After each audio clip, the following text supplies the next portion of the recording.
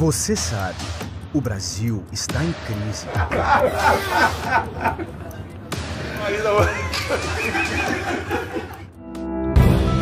Mas isso não significa que o país não tem jeito. É na crise que vemos quem está ao lado do povo. E por acreditar que é possível superar esse momento, que o Partido dos Trabalhadores apresentou o Plano de Reconstrução e Transformação do Brasil. Esse país é muito grande, esse país tem que ser respeitado, esse país tem que ter o direito à paz, ao amor, à esperança. São ações para fazer a economia crescer e o povo ter oportunidade de novo. Porque a esperança do Brasil está no seu povo. É vacina no braço, comida no prato e o povo empregado. Partido dos Trabalhadores, o partido da esperança.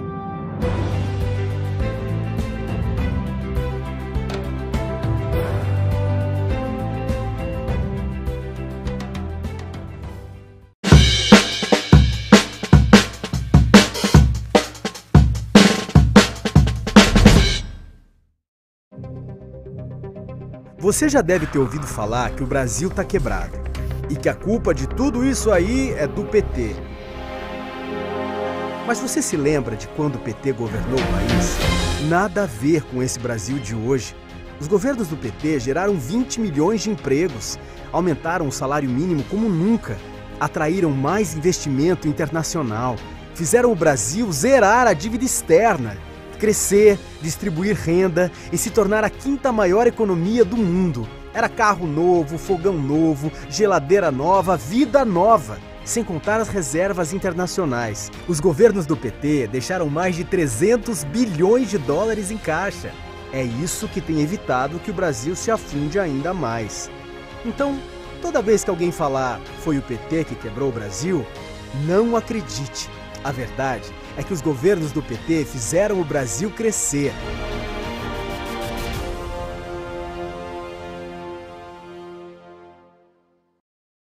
O Pai tá on e a TV PT também. Não tá sabendo? É só entrar no YouTube, pesquisar PT e clicar em se inscrever. Pronto! Todo dia tem conteúdo novo antenado com o que acontece no Brasil e no mundo.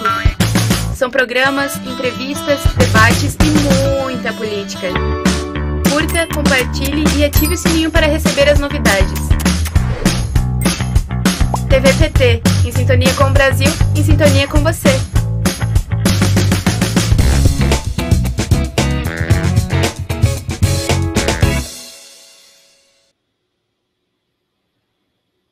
Boa tarde, meus amigos e minhas amigas da TV PT. Eu estou aqui para entrevistar o professor Fernando Haddad, prefeito de São Paulo, ministro da Educação, e que vai conversar com a gente sobre a situação do Brasil. Queria aí, dar bom dia e receber o Fernando Haddad para a gente falar dessa situação que o país atravessa, as perspectivas que nós temos. Ele que é uma das grandes cabeças brasileiras, uma das cabeças do Partido dos Trabalhadores, da esquerda e mesmo da nossa academia, com certeza tem muito o que dizer aqui sobre a nossa situação e como sair dela. Bom dia, Haddad, como é que você está? Bom dia, Paulo, uma satisfação estar com você, com os amigos da TV PT. Espero que a gente possa ter um papo reto aqui sobre o Brasil. Tá, vamos lá, vamos sim. Olha, também espero, e acho que teremos. Eu queria começar, quando eu lembrei que a gente ia fazer essa conversa, eu lembrei do segundo turno de 2018. E lembrei que você, naquele momento, você inclusive deixou claro, inclusive em entrevistas, né, que o candidato Jair Bolsonaro não estava habilitado para governar numa democracia. Isso está registrado numa das suas entrevistas pela televisão. Essa análise não é mais uma análise, é um fato. Nós estamos vivendo isso, nós estamos vivendo um presidente que não tem habilidade com a democracia, que não está pronto para a democracia, que aliás despreza a democracia e que prepara, na verdade, rupturas a todo momento. Eu queria que você falasse um pouco de 2018, do que nós estamos vendo hoje, e como é para você, que esteve no centro dessa luta, no centro da oposição a essa transformação terrível que estava em curso, como é que você vê isso hoje? O que você está enxergando? Como é que a gente pode sair disso aí? Olha, Paulo, acho que o Bolsonaro ocupar a presidência da República da dimensão da irresponsabilidade das classes dominantes desse país em relação ao seu futuro. Quer dizer, eles imaginaram que uma pessoa totalmente desqualificada, que nunca escondeu as suas opiniões sobre nenhum tema importante, que nunca trabalhou no Congresso Nacional por causa nenhuma, que nunca fez um discurso, que nunca relatou um projeto de lei, que nunca presidiu uma comissão, que só pensou em rachadinha durante 28 anos, angariar recursos ilícitos dos seus gabinetes, dele e dos filhos, para acumular patrimônio imobiliário, imaginaram que essa pessoa poderia governar um país das dimensões do Brasil.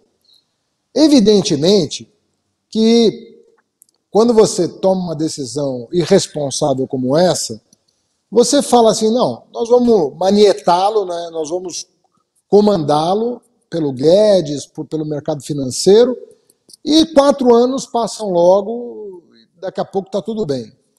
Essa ilusão que se tem quando se é arrogante em relação às dificuldades de governar um país.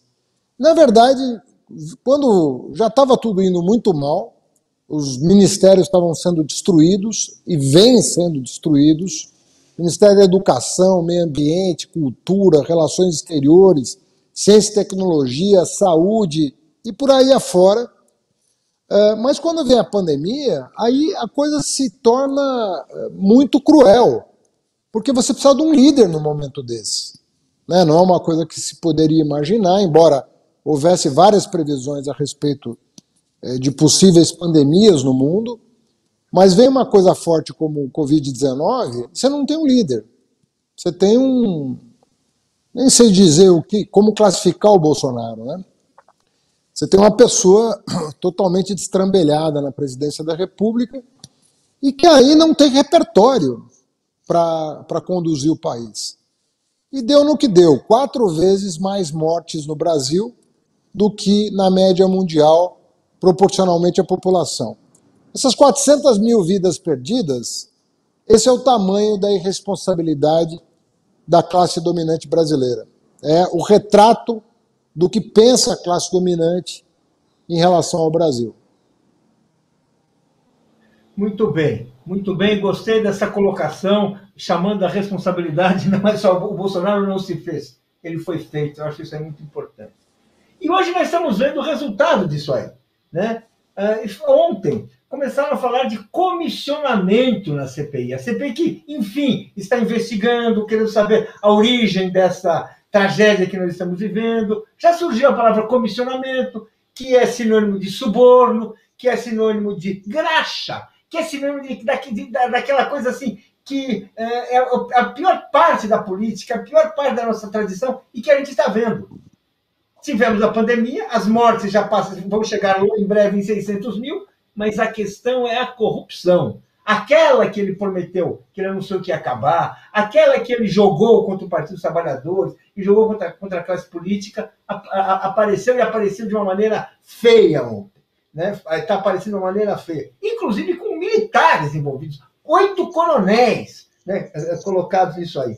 Como é que você está vendo isso? Como é que você vê essa intervenção, a questão da corrupção, a corrupção que envolve setores das Forças Armadas? Como é que você vê isso? Qual é o saldo que dá para tirar disso? Paulo, o que um homem público pode prometer em relação à corrupção? O que é verossímil prometer? O que é crível prometer? Você pode prometer que você não vai se envolver com nenhum ato de corrupção, isso você pode prometer. E você pode prometer também que você vai fortalecer todos os órgãos de controle, todas as instituições voltadas para o combate à corrupção. Você pode fortalecer COAF, Receita Federal, Polícia Federal, Controladoria Geral da União. Você pode fortalecer Ministério Público, o Poder Judiciário. Tudo isso está na alçada de um homem público. Ele não se envolver em atos de corrupção e ele fortalecer todo o aparato de combate à corrupção, inclusive do ponto de vista do aperfeiçoamento da legislação. Foi exatamente o que o PT fez. Os governos Lula e Dilma fizeram mais do que qualquer outro governo no fortalecimento dessas instituições, na autonomia que foi dada a essas instituições, no aparato tecnológico, carreira que foram dados a essas instituições e o aparato legal, delação premiada, lei anticorrupção, tudo isso foi feito durante os nossos governos. O que o Bolsonaro está fazendo? Desde o primeiro dia ele está desmontando o aparato contra a corrupção. O Ministério Público subserviente, Polícia Federal, troca de comando, inclusive de superintendências, para proteger amigos e filhos. COAF mudou de lugar. Moro demitido porque tinha voo próprio, queria concorrer à presidência e não queria, não queria deixar escapar o filho do presidente, que está atolado em irregularidades. Você vai vendo um desmonte do aparato de combate à corrupção.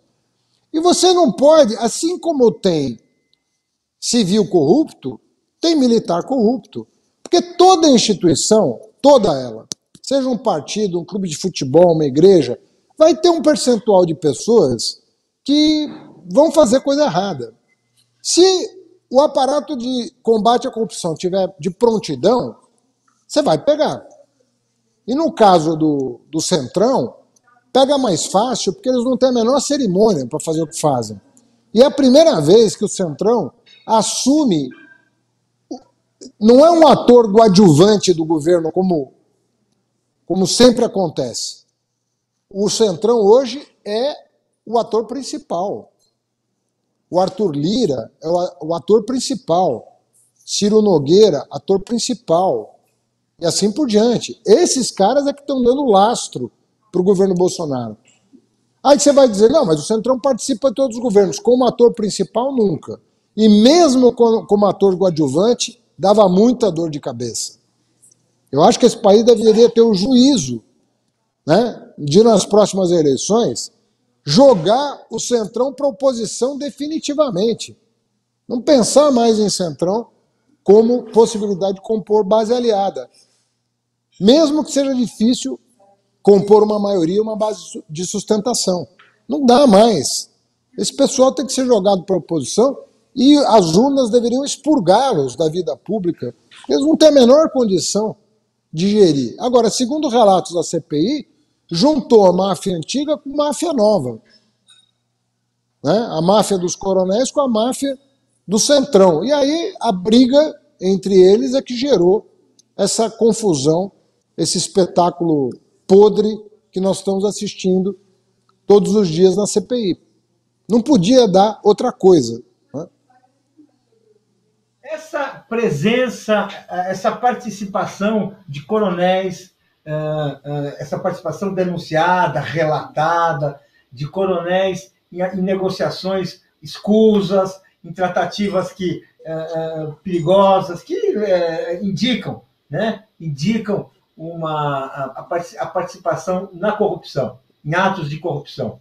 Isso surpreende você? Ou isso lembra aquelas histórias que você, que participou da resistência ao regime militar, de que já havia desvios, que havia oficiais envolvidos em escândalos, seja o escândalo Delfim, Capeme e outros casos assim, que frequentaram também a ditadura, eram proibidos pela censura, e a população não ficava sabendo por causa da censura. E hoje, assim, essas atitudes que a gente está vendo assim, vários relatos a esse respeito, isso surpreende. Paulo, é uma ilusão imaginar que uma ditadura garanta a ética na política. Pelo contrário, a ética na política não é garantida por um ato de força, até porque a ditadura esconde com muito mais facilidade os desmandos que acontecem nos escalões inferiores e até nos superiores. Então é um equívoco muito grande. O que uma ditadura tem de diferente da democracia é que não tem transparência e nem tem controle externo. e você pode se insurgir como uma ditadura e parar num porão e ser torturado, simplesmente por cumprir a sua obrigação. Então é um equívoco muito grande. Todo governo é feito de homens e mulheres. Um percentual dessas pessoas vão se desviar. O que garante a segurança da cidadania, do povo brasileiro, são os órgãos funcionarem com transparência, com apoio, né, com apoio da imprensa, com apoio da opinião pública. Isso é que tem que funcionar. Uma ditadura não deixa funcionar. Alguns governos ditos democráticos, eleitos, vamos dizer assim, melhor dizendo, não democráticos, mas eleitos, podem tentar também obstruir a justiça e as apurações, mas é mais difícil.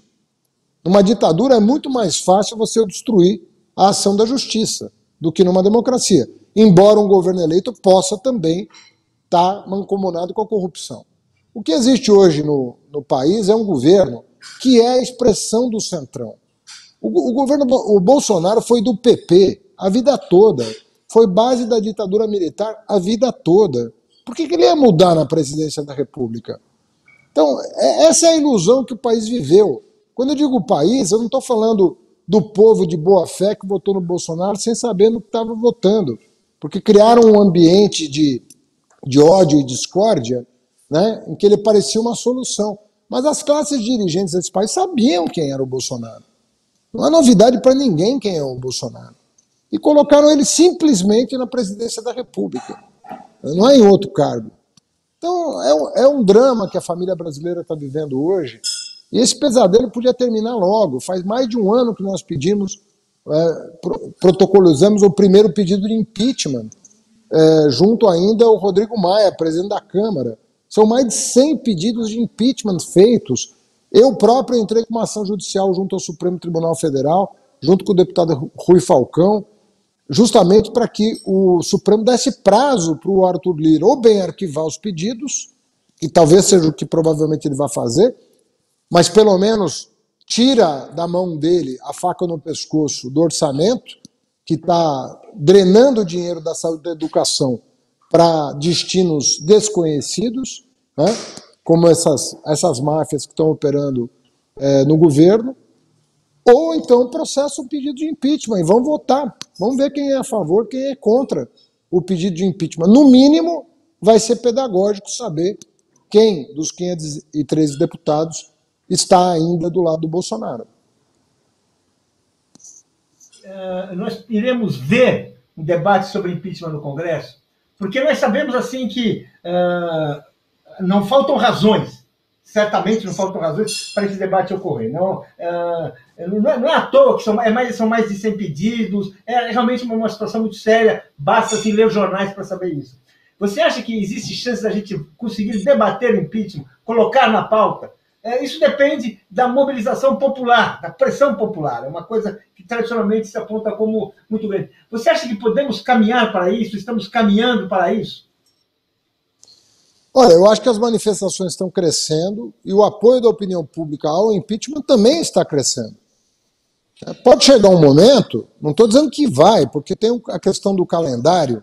A gente sabe que o calendário no Brasil, recesso parlamentar, daqui a pouco estão votando orçamento, já estão votando LDO, essas coisas vão emperrando. Mas nós temos talvez uma janela de oportunidades, até outubro, por exemplo, de pressionar o presidente da Câmara a aceitar. Eu acho que depois começa a complicar, porque aí a gente entra no último ano.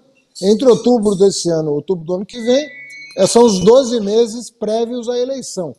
Então vai ser muito difícil a gente conseguir. Mas nós temos ainda uma janela. E eu acho que com as manifestações de rua e com o apoio da opinião pública expresso em pesquisas, né, que já dão a maioria a favor do afastamento, nós teríamos condição. Aí a segunda pergunta, temos condição de aprovar o impeachment? Paulo, o Trump resistiu a 2 pedidos de impeachment, a 2 julgamentos. Nenhum dos 2 passou, mas ele perdeu a eleição. Foi um elemento crucial para ele perder a eleição, a informação sobre o que ele fez. Ou seja, você dá a público o descalabro que foi o governo Bolsonaro. O que a CPI, de certa maneira, já está fazendo, mas não tendo o próprio Bolsonaro como alvo. que é o objetivo do impeachment, fazer com que ele responda pelos crimes que cometeu, e não apenas os seus subordinados que estavam ali simplesmente cumprindo as suas ordens. Essa turma que está sendo pega aí com a boca na botija, eles são pessoas que estavam cumprindo ordens. Quer dizer, o chefe não vai ser julgado? Você fala, uma questão que você fala, que está permanente e corretamente presente na sua argumentação, é a postura das classes dirigentes brasileiras. A postura da elite, aquilo que o Emicida chama de burguesia, que eu acho assim que é uma coisa assim, magistral, colocar essa questão de classe aí bem claramente, em termo burguesia. Agora, tem uma questão que eu não sei, que é chocante.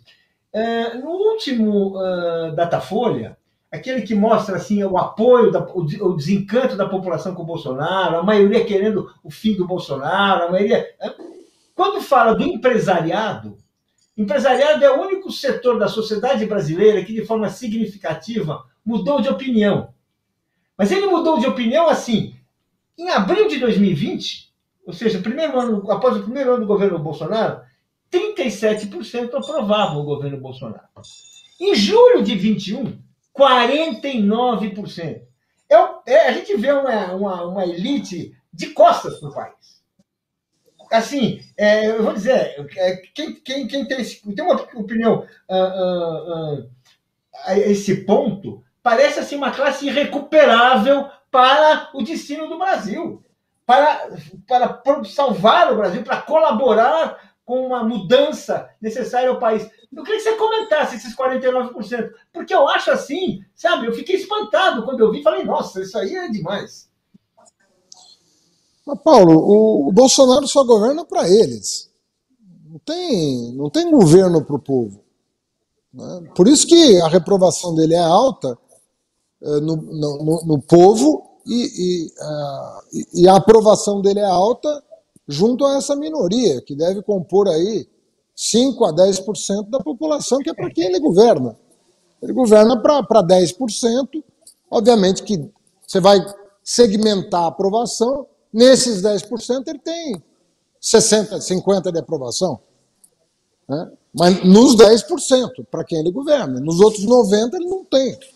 Então é isso que está acontecendo no Brasil. Na verdade, essa turma não está de costas para o país. Essa turma está de frente para o Bolsonaro, porque está recebendo as benesses do governo. Então, eles estão sendo coerentes com a agenda do governo. A agenda de cortar direitos, a agenda de oprimir o trabalhador, né, de desconsiderar a pessoa humana. É isso que eles estão fazendo. Então, infelizmente, nós não temos no Brasil ainda uma consciência nacional. Nós não temos no Brasil. Deveria partir. Agora, é ilusão nossa, viu, Paulo? Aí deixa eu te falar de uma ilusão.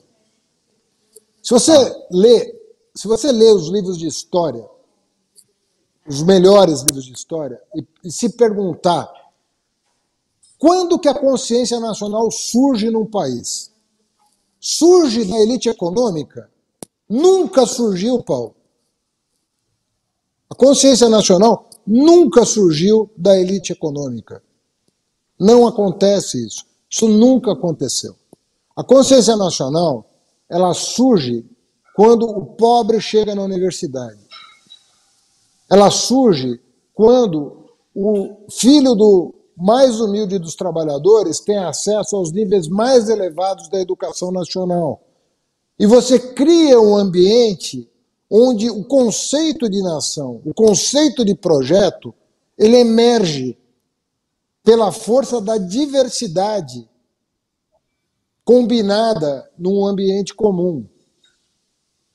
Então é assim que surge a ideia de nação. Esse país nunca teve uma ideia de nação, porque isso só aconteceu agora. Só aconteceu no século XXI, desse país acordar para o que é uma nação. Hoje nós temos mais de 50% de negros dentre os estudantes de universidade federal. Isso vai fazer um projeto nacional acontecer. Hoje você tem 68% dos alunos das universidades públicas são egressos da escola pública, do ensino médio público, aí você pode começar a pensar num projeto nacional. Então, eu vou fazer agora o contraponto da sua pergunta. Entre os 10% mais ricos, o Bolsonaro tem 49% de aprovação. Agora, pega entre os jovens, que é desses que eu estou falando agora. O primeiro diploma da família da favela, o primeiro diploma da família negra, afrodescendente, o primeiro camponês que chegou, o primeiro filho de camponês, de pedreiro. Faça a enquete junto a esses, que é a maioria da população, e você vai chegar à conclusão do que eu estou falando faz sentido. Agora nós temos a chance de... Agora sim nós temos a chance de ter da base um projeto nacional para apresentar. Porque nós vamos poder contar com uma massa crítica que simplesmente não existia no Brasil. E agora existe. Muito bem, muito bem. Muito bem isso que você está colocando aí. Eu queria falar de um projeto que está em andamento no Congresso, tem a ver com uma conversa nossa aí sobre a presença dos militares na política, que a gente sabe que é um fator, a tutela é um fator presente na política, a tentativa de tutelar a democracia vem desde a história e chega na Constituinte. E agora surgiu uma tentativa de resistir a isso, que é o projeto da deputada Perpétua Almeida, que limita, que impede que militares da ativa ocupem postos no Estado. Limita, regula, tudo isso. Eu queria que você falasse, e esse projeto está caminhando, está ganhando força. Eu queria que você falasse da importância disso, porque essa presença militar na política, inclusive, ela tende a aumentar na medida em que cresce a resistência popular. Né? Vamos dizer assim, nós temos uma história em que os períodos de resistência popular são períodos em que, de repente, aumenta a presença popular no Estado, né? O Bolsonaro é mesmo uma demonstração disso, ele sucede governos populares, né? Uma história de governos populares. Como é que você vê esse projeto? A importância disso e tudo mais? Paulo, eu vou de novo fazer a contra-argumentação. Um juiz pode assumir um cargo no governo federal? Um promotor, um procurador da República pode assumir cargo no governo federal? Só se renunciar. Só se abrir mão do cargo. O Moro, para ser ministro da Justiça do Bolsonaro, teve que abrir mão da magistratura. Por que o militar da ativa... Veja bem, nada contra o militar. O militar passou para a reserva, ele está habilitadíssimo. Ou então ele não quer mais ser militar. Ele quer fazer carreira política. Também nenhum problema. Nenhum problema. Nós temos que respeitar as Forças Armadas quando elas se fazem respeitar e ponto. É uma instituição da República. Agora, como é que você vai tomar parte sendo de uma instituição que defende o todo? Me explica uma coisa dessa. As Forças Armadas são do Bolsonaro ou do Brasil? São do Brasil. O Poder Judiciário é do Bolsonaro ou do Brasil? Então não pode, o Ministério Público é do Brasil. Essas instituições a gente chama de instituições republicanas, instituições de Estado, não de governo. As pessoas precisam entender que Estado é uma coisa, governo é outra. Então você não pega uma corporação, né? Uma corporação que defende a soberania nacional, defende a justiça, que são princípios constitucionais, e traz para dentro de um governo. Isso não é contra a instituição, é a favor dela. É isso que as pessoas também não entendem. Isso é para fortalecer as instituições, para não deixar, por exemplo, já começo a ouvir de parte dos brasileiros ofensas às Forças Armadas, porque confundem as Forças Armadas com o governo Bolsonaro. Quem perdeu? O Bolsonaro daqui a pouco termina o mandato dele. Mas as Forças Armadas estão aí. É para preservá-las que nós temos que protegê-las da ação partidária de um governo. É aquela história que falaram, né? Engraçado, estavam falando da escola sem partido, mas nós tínhamos que estar defendendo o quartel sem partido. Porque o quartel não pode ter partido. O quartel é do todo, não é da parte. E o todo é o Brasil. Você está lá para defender o Brasil. Então, como é que você vai tomar parte dentro do país? Vai se tornar uma facção. Isso deveria valer também para a Polícia Militar, deveria valer para vários... Força Armada. Força Armada tem que ter um estatuto diferenciado, por definição.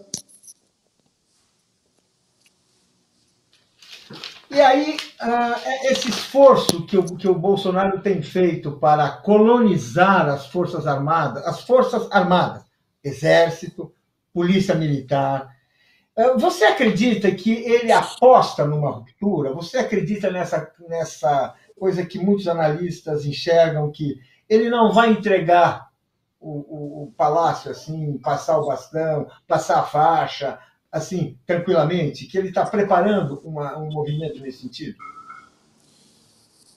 Tudo de mal que o Bolsonaro puder fazer para o Brasil, ele fará. O nosso desafio é não oferecer as condições para que ele faça. Hoje ele está caindo pelas tabelas, o Bolsonaro. Mas se ele recuperar a força, ele sempre vai significar uma ameaça. Isso não se está discutindo mais a subjetividade do Bolsonaro. Essa nós conhecemos. O que nós estamos discutindo são as condições objetivas dele, de dar um golpe ou não dar, é outra coisa. Se ele puder, ele vai dar. Isso desde o primeiro dia do governo. Então, é uma ingenuidade imaginar que existe conversão do Bolsonaro. Não há conversão possível. É que hoje ele está fragilizado, e aí você veja que sempre que ele está fragilizado, politicamente, ele busca parecer fragilizado fisicamente, para angariar apoio da opinião pública. Já que eu estou fraco politicamente, eu vou me expor, né, em toda a minha fragilidade física, intelectual, porque também a burrice que ele vende é uma burrice esperta. Né? É a ideia de dizer o seguinte: eu sou um homem simples, eu sou um homem do povo, eu sou uma pessoa que fui esfaqueado, eu sou uma pessoa como você, me apoia, eu estou querendo mudar o Brasil. É essa conversa que se conhece desde os anos 20 do século passado. Faz 100 anos que o fascismo opera assim. Opera com essa ideia de homem do povo, de homem... e fazendo as maiores barbaridades contra o povo em nome dele. Então, essas novas cenas, né, grotescas que aparecem na televisão e nas redes sociais, dele como um homem que está ali em busca de socorro da população, são essas trucagens que ele faz, né, e que, mal ou bem, foi um dos fatores que o levou à presidência da República. Porque a nossa gente é gente boa.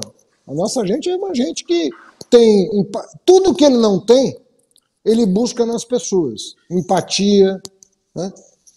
Ele não tem empatia, mas ele busca a empatia das pessoas. Solidariedade. Então, ele sabe que as pessoas são diferentes dele. E age conforme essa realidade. Uma pergunta. Quando é que a gente percebeu, em 2008, porque foi um mês antes, que aquela facada, aquela cena de Juiz de Fora poderia ter a dimensão que teve? Quando que você percebeu? Quando é que você falou, pá, aí está ocorrendo um episódio que a gente não controla, não dá, e pode ser que isso resolva. Aliás, você acha que foi aí que decidiu a eleição? Não acho. Eu acho que a facada ela atingiu as demais candidaturas conservadoras. Ela atingiu outras candidaturas. A do Meirelles, a do Moedo, a do Alckmin. Ela atingiu essas candidaturas. Eu não parei de crescer depois da facada nem um dia. Eu continuei crescendo normalmente. Agora, na última semana do primeiro turno, sabendo que eu estava crescendo e já apontava como favorito no segundo turno, aí é que veio o tsunami de fake news contra mim e contra a Manuela, que foi uma avalanche, que eles inclusive esperavam faturar a eleição no primeiro turno com aquela avalanche. Foram centenas de milhões de reais gastos em disparos de WhatsApp, dinheiro sujo que pagou empresas de fora do Brasil, com telefone celular, inclusive números estrangeiros, disparando para o Brasil aquela enormidade de falsidades.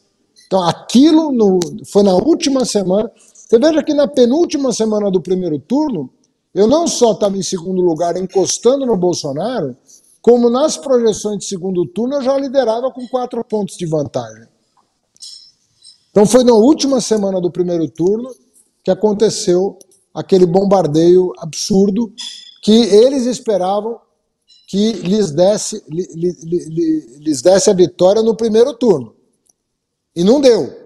E aí ele teve que fugir dos debates, porque já estava de alta, já não estava com restrição de mobilidade, já não estava com proibição nenhuma de frequentar o púlpito, os auditórios, mas ele continuou fugindo dos debates, porque ele não podia efetivamente enfrentar uma discussão séria sobre o Brasil com nenhum de nós, né? Com nenhum outro candidato, a menos ainda comigo, que estava muito preparado para enfrentar o debate sobre o Brasil, né? Agora, uma coisa aí que eu ia te perguntar, disso sobrou o processo no TSE, que está até hoje, que até hoje existe essa questão, e não é por acaso, existe só porque existem provas, as provas foram engordadas, são mais robustas, né? Por que não avançou? Você acredita que tem chance de avançar? Porque é uma questão assim, que daí pode aquela questão que caça a chapa. Você acredita nisso? Como é que você vê isso? Do que depende uma evolução nesse sentido? Porque nós sabemos que, vamos dizer assim, é uma questão igualmente importante. Então, o que tem hoje da parte das classes dirigentes aí é uma coisa curiosa, né? Porque eles mantiveram o Bolsonaro esse tempo todo, né? Já passa de 2 anos e meio. Lembrando que um governo tem 3 anos e meio, né? Porque o último semestre eleição e tudo mais. Então, o governo já tem mais de 2 anos e meio e ele está sendo mantido por essa turma por quê? Ele está sendo mantido porque a agenda econômica é a deles, e agora, qual é o risco que o Bolsonaro corre? E ele realmente corre algum risco. Não é grande, mas corre algum. Eles não estão mais interessados no Bolsonaro. Agora eles estão interessados em derrotar o Lula. Então a chave na cabeça deles já mudou completamente. Então, eu te afirmo isso com a maior convicção. Se o Bolsonaro cair, não tem nada a ver com o Bolsonaro. Nada a ver com o Bolsonaro.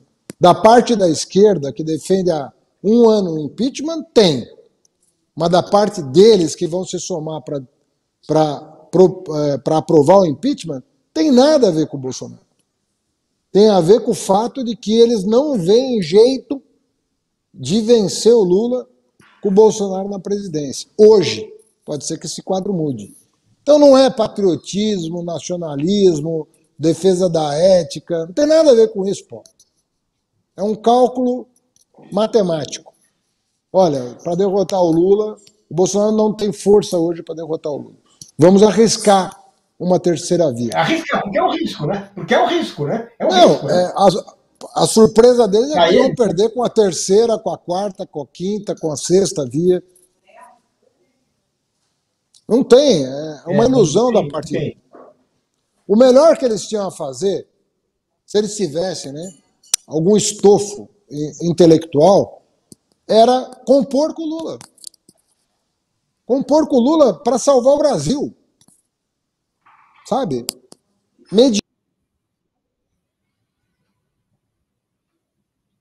Mediar, defender, matar a fome, botar o país para crescer, reconectar o Brasil com o resto do mundo, proteger a Amazônia. Pô, faz uma agenda e apresenta para o Lula.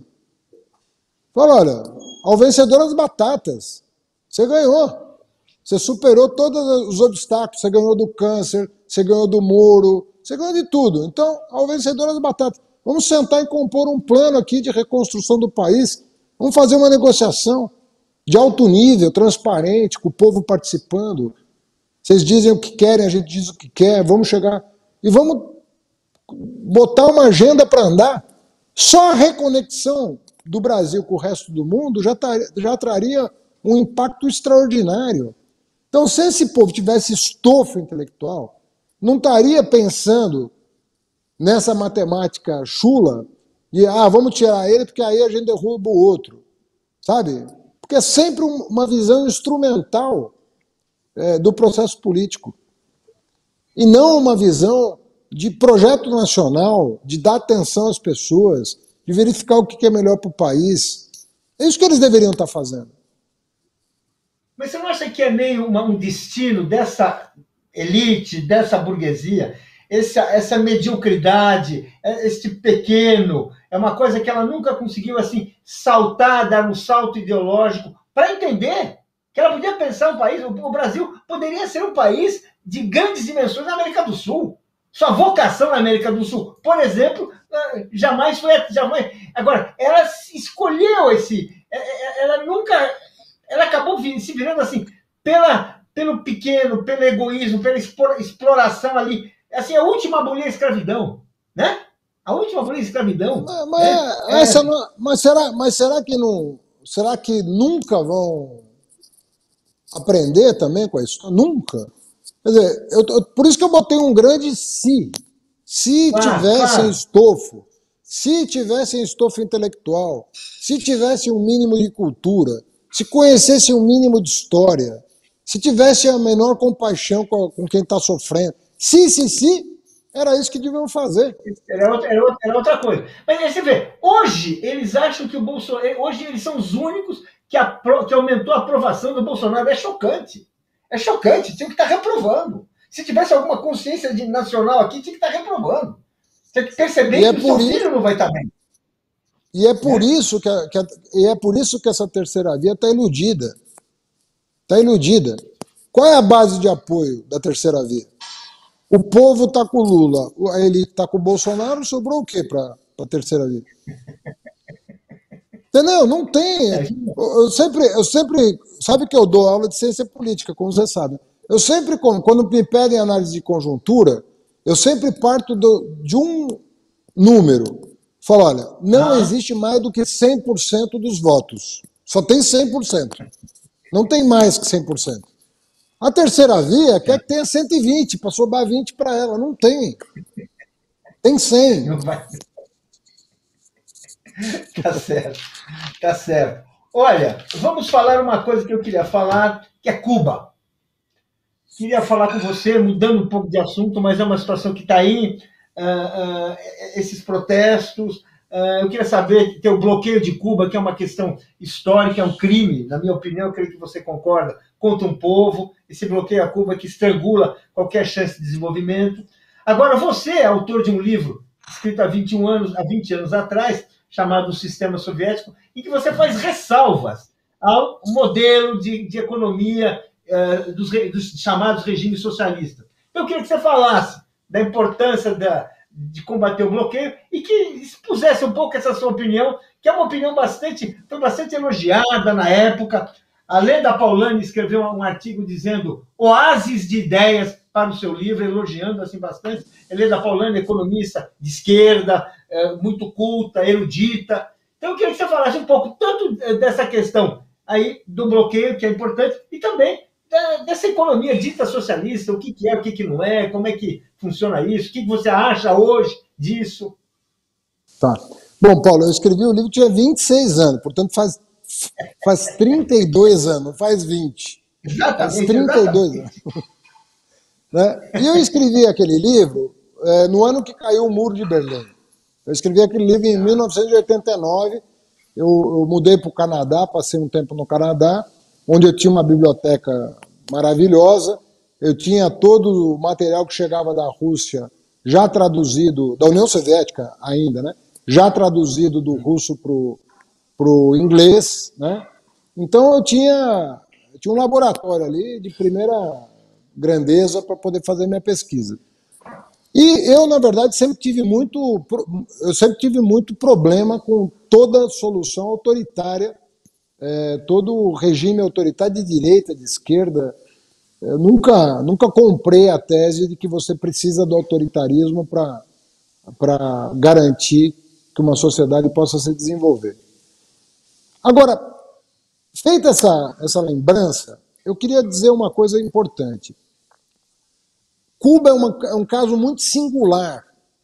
Cuba é um caso muito singular, porque a revolução em Cuba, ela não foi socialista num primeiro momento. A revolução em Cuba, ela visava derrubar um ditador que estava oprimindo o povo fazia décadas, libertar o povo dessa ditadura e colocar o país para funcionar. Então ela começa com uma grande notícia para o mundo. Acontece que os Estados Unidos não aceitaram aquilo, não aceitaram a independência de Cuba, porque Cuba deixou de ser dependente, né, de ser colônia da Espanha e passou a ser uma espécie de colônia americana. E os americanos não queriam que Cuba fosse independente do sistema americano. Da Espanha, tudo bem, eles próprios estimularam, né? No caso das Filipinas, por exemplo, né? que era outro país que estava sob o jugo da Espanha e que depois passou a estar sob o jugo dos Estados Unidos. Eles queriam que acontecesse o mesmo com Cuba. Só que Cuba fez uma revolução e disse, nós não vamos ser quintal de ninguém, nós vamos ter o nosso próprio destino. Quando tem a invasão da Baía dos Porcos, né, que o Fidel pega um jipe e vai para lá para defender a ilha, ali é que a coisa muda de figura. Porque o Fidel começa a perceber que os americanos não tinham nenhum interesse no desenvolvimento de Cuba. E aí faz a inflexão conhecida na história, né? E aí as tensões começam a aflorar. E aí se impôs o embargo, teve a crise dos mísseis, né, em 63, a Baía dos Porcos foi em 61. Então gerou-se uma situação em que os cubanos se alinham à União Soviética por sobrevivência, para sobreviver, e os Estados Unidos não aceitam Cuba a 50 milhas de distância de Miami, ameaçando a segurança nacional. Gerou um imbróglio monumental. Paralelamente a isso, Cuba desenvolveu o melhor sistema de educação e o melhor sistema de saúde do continente, incluindo os Estados Unidos. Né? Então, qual é o problema hoje? O problema hoje é que você tem um embargo que ele impede uma negociação. Ele impede uma negociação. Você não consegue destravar o destino de Cuba com esse embargo. E esse embargo não se justifica. Se ele, vamos dizer que se justificava nos anos 60, lembrando que a Baía dos Porcos foi provocação americana. Quem começou a briga com os cubanos não foi Cuba. Né? Quem começou a briga entre Cuba e Estados Unidos foram os Estados Unidos. Lembrando desse episódio que é muito emblemático, quer dizer, quem começou a pancadaria foram os americanos, não aceitaram a autodeterminação do povo cubano, eles não aceitaram a autodeterminação. Essa que é a verdade. Então começa a encrenca ali. Bom, escalou, né, com a crise dos mísseis, escalou uma beligerância entre os dois países monumental. Bom, mas isso tem quantos anos? Isso tem 60 anos. Então, você não tem mais como justificar o embargo à ilha, porque você está querendo sufocar a ilha. A melhor coisa, inclusive para que o regime cubano se areje, para que ele... A melhor coisa que pode acontecer é todos nós lutarmos para o desenvolvimento de Cuba sem o embargo. Não é favor, não. Não estou falando de... Não é favor que Cuba está pedindo. Cuba está pedindo para simplesmente... E toda a América Latina hoje é contra o embargo. As nações desenvolvidas são contra o embargo. O embargo prejudica não só Cuba, prejudica quem quer comercializar com Cuba. Então nós temos, se as pessoas estão de boa fé, querem o bem dos cubanos, do povo cubano, a melhor coisa que pode acontecer com o povo cubano é o país voltar à vida normal, voltar a se relacionar com todas as nações do mundo que queiram negociar com eles. Se os Estados Unidos não querem, é um direito deles mas eles não podem impedir que o resto do mundo comercialize com Cuba, negocie com Cuba. E aí, o próprio desenvolvimento de Cuba vai distensionar as relações internas, que todo mundo também quer. Eu desejo que isso aconteça, né? Que aquilo se torne uma sociedade menos tensa do ponto de vista político, né? Mas com o embargo, eu acho que os Estados Unidos fazem muito mal a si próprios e ao mundo fazendo esse tipo de coisa. Então eu acho assim, quem começou foram eles, e eles têm que fazer o gesto de terminar com isso e deixar os cubanos cuidarem da sua própria vida. Os cubanos vão encontrar um caminho próprio de desenvolvimento econômico, social, democrático, se o embargo acabar. Eles vão encontrar. Boa, boa. Eu queria falar de dois países também de política internacional, que é um assunto que está muito na ordem do dia, que é, primeiro, o caso peruano. Nós tivemos uma vitória de um candidato popular, um candidato assim, líder camponês, fora do esquema político. Teve uma vitória pequena, mas é uma vitória que ninguém discute. E agora a posse dele está ameaçada. Ele já ganhou a eleição, conferiram. Evidentemente ele ganhou. Ninguém discute que ele ganhou, mas não lhe dão posse. Que situação é essa? Que crise nós vivemos no continente e que uma legitimidade democrática tão clara não é respeitada? Como é que se encara isso? Como é que a gente pode entender isso, aceitar isso? Como é que é? Paulo, o continente, o subcontinente tá em frangalhos. O que está acontecendo? O que aconteceu na Bolívia com o Evo, que ganhou a eleição e teve que se exilar para não ser preso, só voltou depois que o resultado foi confirmado com outro candidato do MAS. O que aconteceu com o Rafael Correa no Equador? Lá atrás, o que aconteceu com o Lugo? O que tentaram fazer com a Cristina? O que fizeram com o Lula e com a Dilma? Isso tudo você acha que é uma coincidência? Sabe, é ser ingênuo demais imaginar. É óbvio que essa história só vai vir à tona com o tempo, né? A gente vai saber o que aconteceu de fora para dentro com o tempo. Como a participação dos americanos nas ditaduras do Cone Sul, a gente só soube detalhes 50 anos depois dos golpes militares aqui na região. Mas a gente sabia que tinha o dedo, mas não sabia detalhes, como sabe hoje. Eu não sabia que o presidente americano tinha passado a mão no telefone e falar: tira esse Jango daí. Quer dizer, a voz dele gravada. Não é um áudio oficial da Casa Branca. Não é um áudio. É um áudio oficial. Não tem fake news ali. Como é que um presidente dos Estados Unidos se acha no direito de dizer: tira esse homem daí? Como se fosse um assunto dele, não um assunto do povo brasileiro à época de 64. Então, hoje a gente sabe os detalhes disso tudo e nós vamos saber muita coisa sobre Moro, força-tarefa, ao longo dos anos. Já sabemos muito por episódios quase ocasionais, né? O sigilo do Moro, as trocas de mensagem, a validação da troca de mensagens feita pela Polícia Federal, que atestou a integridade das mensagens da Lava Jato. Então a gente sabe de uma parte da história, mas a gente não sabe toda a história. Nós não sabemos em que nível o Moro se envolveu ao arrepio da lei com as autoridades americanas. Nós não sabemos disso. Um dia saberemos. Porque lá eles têm essa cultura. Depois de 50 anos, seja o que for, você vai ficar sabendo. Então nós vamos ficar sabendo qual foi a participação do secretário de Estado americano, por que a CIA agora se reuniu com o presidente da República, né? O que a CIA tem a ver com o presidente da República? Uma coisa é o secretário de Estado, que tem status de ministro. Outra coisa é o diretor da CIA. É a mesma coisa que imagina se o Biden recebesse o diretor-geral da Polícia Federal lá, no gabinete. Você ia falar: pô, o que está acontecendo ali, né?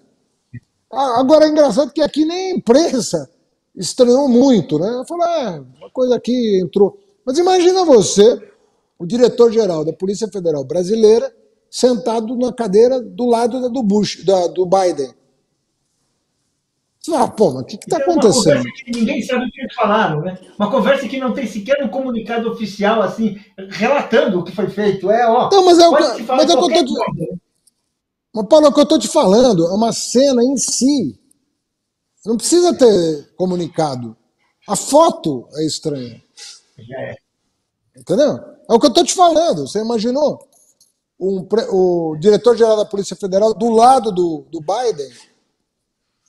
Você ia falar, o que esse cara está fazendo aí? Se fosse o ministro da Justiça, já seria estranho. Mas o diretor-geral da Polícia? Seria estranho, mas é um ministro.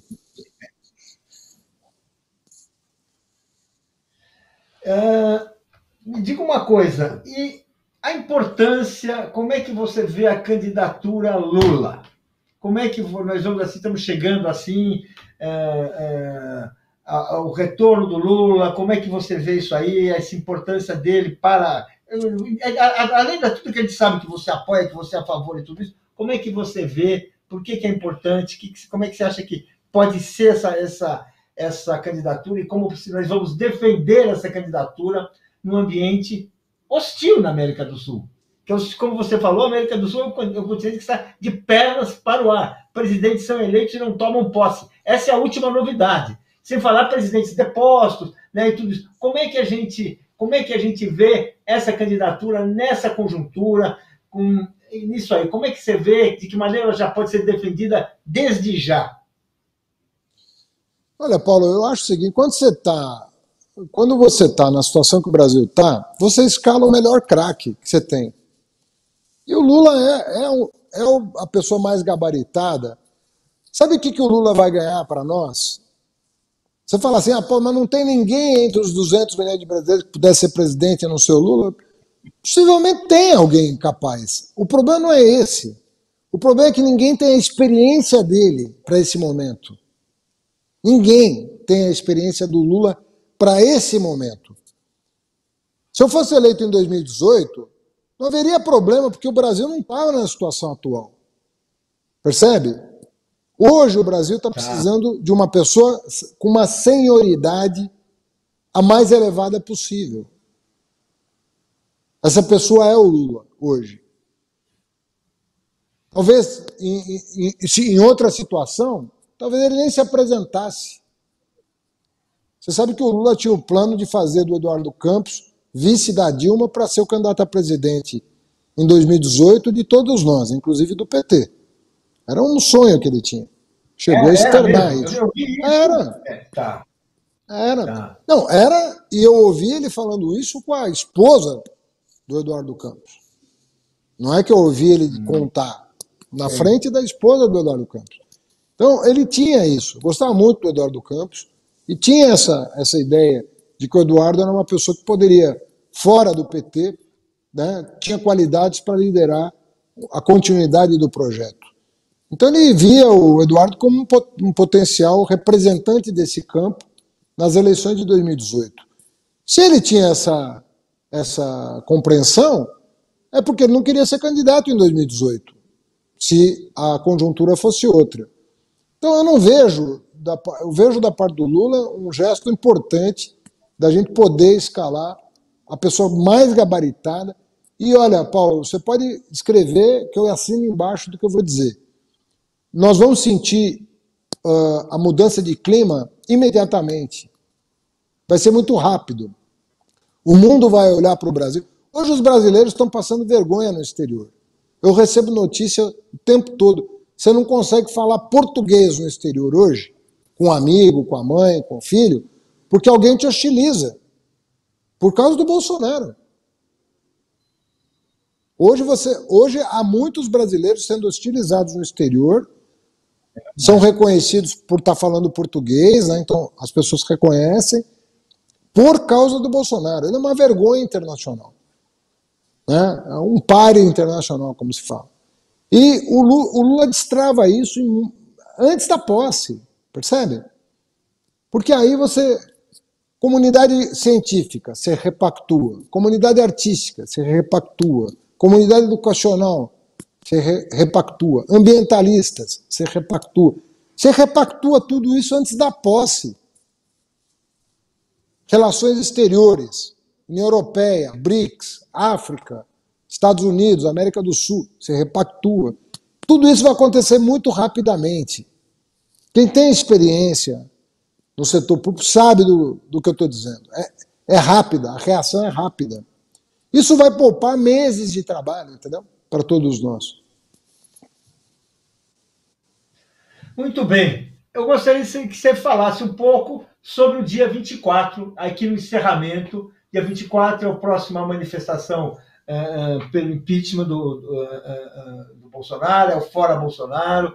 Eu queria que você falasse a importância dessas mobilizações que estão, assim, já abriram um novo período, já deram, e que tendem, assim, a marcar esse momento em que as pessoas estão indo à rua para realmente afirmar a vontade, deixar claro que não querem ser tratadas como gado, e não são gado, e que estão, assim, abrindo um novo momento aí. Qual a importância disso para você? Você pretende estar lá? Como é que, enfim... Não, eu fui das 3, eu fui em 2, né, nas 2 últimas. Tá. E você sabe, né? Eu não fui na primeira porque eu estava há poucos dias de ser vacinado. Aí eu falei, pô, eu não dei mole para esse vírus durante 1 ano, né? Vou dar mole na última semana, pô. Eu estava para ser vacinado. Muito bem. E você sabe que quando você está para ser vacinado, o nível de ansiedade aumenta muito mais do que quando você está longe da vacina, né? Porque você fala, pô, agora está chegando, agora que eu não posso pegar essa doença de jeito nenhum. Lembrando que, pô, eu acompanhei pessoas que poucos dias antes da vacina não resistiram à Covid. Então, contraíram, conheço. Então, aquilo dá um pânico. Você fala, pô, depois de 1 ano cuidando de todo mundo que eu posso e tal. Então, mas eu fui nas 2 últimas, devo ir no dia 24, e eu acho o seguinte, eu falei para você, acho que nós temos uma janela que está se fechando, que vai até no máximo setembro, outubro desse ano. Então nós temos que botar toda a força do mundo para conseguir arrancar do Arthur Lira, no mínimo, a votação. Porque a votação em si, como é voto aberto, vai ser muito pedagógico para a população saber como pensam os deputados. Quem vai se omitir, quem vai votar a favor do Bolsonaro, quem vai votar contra. E isso tudo vai qualificar, inclusive, na melhor das hipóteses ele sai. Mas na pior das hipóteses, muitos deputados bolsonaristas vão perder a eleição no ano que vem. Isso também será importante para o próximo governo. Tá certo. Bem, Haddad, queria agradecer a sua entrevista, foi muito boa. Estamos assim, já estouramos um pouquinho, eu queria estourar mais, mas aí a história daí não para mais. Então, ali, se você quiser fazer uma declaração ótima assim para se despedir, dar um adeus aí, até breve, melhor dizendo, porque adeus não tem, por favor, tome a palavra e faça bom uso dela como você sempre faz. Não, Paulo, o que eu acho é o seguinte, eu estou muito mais otimista do que eu já tive. Eu estou achando que nós vamos encontrar um caminho. Eu sei que a dor ainda é muito grande, mas a gente tem que olhar para frente também, olhar só para os escombros desse governo, né? É importante, porque o luto é importante. O luto de quem nós perdemos, o luto da ciência, o luto da cultura, o luto da Amazônia, tudo isso é importante. Mas, além do luto, tem as futuras gerações, para as quais a gente tem que olhar também, sabe? A gente não pode perder de vista que nós temos um grande país a reconstruir. Esse país vai responder muito rapidamente aos estímulos que forem oferecidos. Nossa gente é brava e responde rapidamente. O mundo está nessa expectativa do Brasil voltar para o jogo, sabe? Do Brasil dar as caras da maneira como sempre soube fazer, né? Ainda mais com uma personalidade como o Lula, que é conhecido mundialmente pelo Xi Jinping, pelo Putin, pelo Macron, pela América, por todo mundo, pelo Biden, que foi vice do Obama, né? na época do Lula.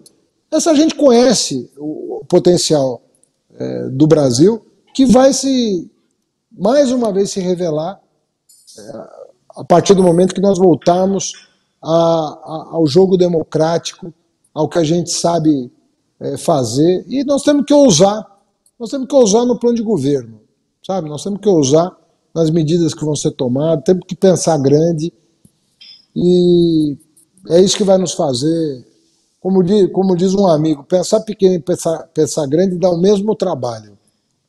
Então, vamos pensar grande, que o Brasil vale a pena. Uma coisa que eu esqueci de perguntar, desculpe. O que você tem a dizer quando as pessoas falam que você deveria ser o candidato a governador de São Paulo? Diz assim, fala o que você pensa, porque realmente é uma coisa, se eu não perguntar isso, até eu vou estar culpado. Por favor, esqueci de ter feito essa pergunta antes. Ô Paulo, eu acho, no caso nacional, a campanha foi deslanchada pelo próprio Bolsonaro. O Bolsonaro está em campanha desde 2014 e, infelizmente, não desceu do palanque para governar dia nenhum. No caso das eleições estaduais, eu acho que nós temos que ter juízo, sabe? Ajudar a compor o quadro nacional e aí tentar rebater nos estados alguma coisa que combine com isso, que faça sentido. Então, eu estou procurando fazer um plano de desenvolvimento para São Paulo, no âmbito da Fundação Perseu Abramo, né? Eu sou presidente do Conselho Curador da Fundação, a Luiz Mercadante é presidente da diretoria, e nós estamos tentando, depois de fazer o plano de reconstrução do país, fazer um plano de reconstrução de São Paulo. E aí eu acho que a gente tem até o final do ano para conversar com o PSB, com o PSOL, com o PCdoB, com o PDT, para oferecer para São Paulo uma alternativa ao governo Dória. E eu acho que nós podemos apresentar uma alternativa com chances de vitória. Depois de muitos anos, eu acho que as forças progressistas do Estado têm uma real chance de vitória. Agora, se você já coloca o teu nome antes de conversar com quem quiser, você fala, pô, mas o cara já está se colocando assim, nem conversa. Então, eu acho assim, vamos sentar à mesa, nós temos tempo, entendeu? A campanha é lá para frente, tem muita coisa acontecendo, a vacinação, a renda emergencial, o desemprego, tem muita coisa acontecendo. E vamos preparar um plano de governo. Vamos sentar à mesa e discutir. Quem sabe a gente não chega num nome que possa vencer as eleições do ano que vem, né? Que componha o campo progressista aqui de São Paulo. Entendeu? Eu estou trabalhando nesse sentido. E se depender de mim, vamos ter gestão nova em São Paulo a partir de 2023. Tá bom. Haddad, queria agradecer, muito boa a sua entrevista, muito esclarecedora, respondeu a tudo, inclusive essa não resposta, mas dá para entender o porquê que tem aí, o argumento não faz sentido. Pode não ser a resposta que você quisesse, mas Faz sentido.